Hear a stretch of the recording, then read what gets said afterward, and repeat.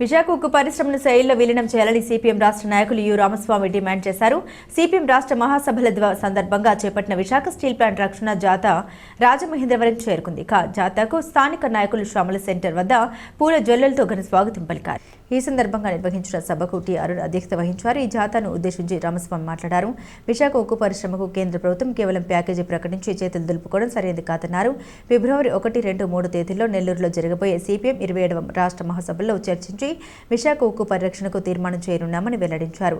రాష్ట్ర నాయకులు జి శ్రీనివాసరావు మాట్లాడుతూ ఉక్కు పరిశ్రమను ప్రైవేటీకరణ చేసేందుకు కేంద్రంలోని బీజేపీ ప్రభుత్వం చేసిన కుట్రపూరిత విధానాన్ని వివరించారు.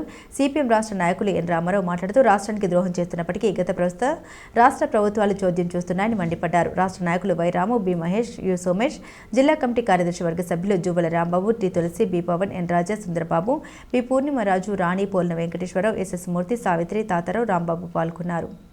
సిపిఎం పార్టీ సీనియర్ నాయకులు, విశాఖ ఉక్కు పోరాట నాయకుడు కామ్రేడ్ సేత్ నరసింహరావు గారు నిన్న ప్రారంభించారు.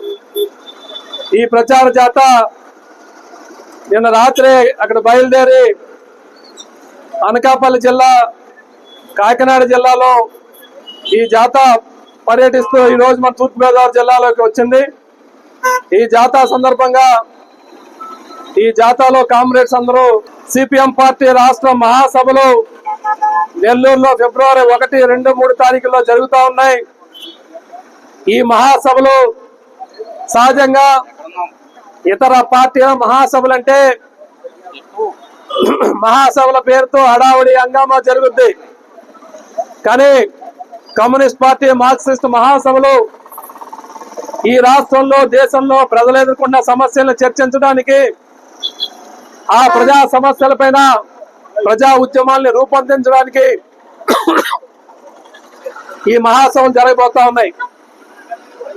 దాంట్లో భాగంగానే విశాఖ ఉక్కు పరిరక్షణ కోసం జరుగుతున్నటువంటి ప్రచార జాత కామ్రేడ్స్ అందరూ మన ముందుకు వచ్చున్నారు.